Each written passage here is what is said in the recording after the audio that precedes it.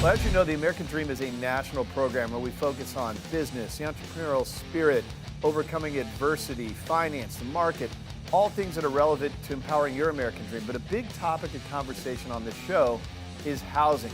So what we do is we integrate local, top-producing, award-winning realtors to cover a wide range of topics on that subject, different micro markets, different niche subject matter. Housing is such a big topic, so we're going to bring you a lot of information right now from some of the best in your market. Let's check out these interviews. Welcome back to the American Dream. Well, now we have two very familiar faces on the show. I want to introduce Paige Heavey. She is the president of Paige Heavey Fine Properties with Coldwell Banker, and Kelly Zitlow, VP of Cornerstone Home Lending. Ladies, thank you so much for being on the show. Great to see you. Great to see you as well. You bet. So, Paige, I know that you have called on Kelly so many times in the past for so many of your clients' home loans. Why Kelly? You know, here in Arizona, there's a lot of good lenders, but there's really not a lot of great ones. And what I mean by great is looking at the strategy. I think consumers have no idea how many options there are in terms of getting their loans. Yeah. And Kelly's really good at that. And then from there, it is communicating with people so they're not wondering what's going on.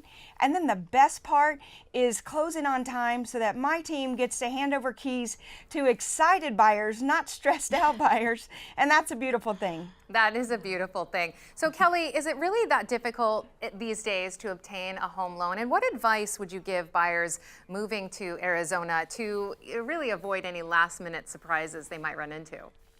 Well, Jen, I think the important thing to know is that a home loan is very unique based on the particular person. So I think sometimes our country just kind of commoditizes home loans like it's one size fits all, and that is just not the case. Everybody has their own distinct credit history, income scenarios, goals, etc., that really a great lender will just sit down and talk and listen, right? So sure. We want to hear what's going on. We want to hear what has happened in their life that maybe impacts the process and help strategize and make sure that we can create a smooth, well-communicated process. I think the big thing I hear, Paige, from the real estate community is just lack of communication from the lender, and then that creates stress. It creates stress for the buyer, it creates stress for the seller, it creates stress for the agents involved. So we are big on process, systems, communication, and really just taking that extra step on making sure that strategically it really is what's best for the client at that point in time. Well, and it sounds to me like there's also a lot of personalizing involved. Absolutely. I mean, this is a major purchase. I think on average people buy, 3 to 4 homes in their lifetime? Right. I mean, on average, that's kind of what it is. So these are big dollar numbers. It's not something that we should just be like, oh yeah, we'll just do this or that. Like, so let's give it some thought. Let's really chunk it down and see what's not only cost effective, but what really fits the ultimate goal. Sure. I think buyers have no clue that there's that many options out there, and that's what Kelly and her team does so well, is helps them understand that and pick the right one for them. Yes, they certainly do. They are phenomenal at that. I want to switch gears a little bit and talk to you ladies about this incredible summer heat. We're feeling it all around the country. How do you deal with that heat in Scottsdale? What are some of your favorite things to do in the area? And this question is for both of you, but I will start with you, Paige.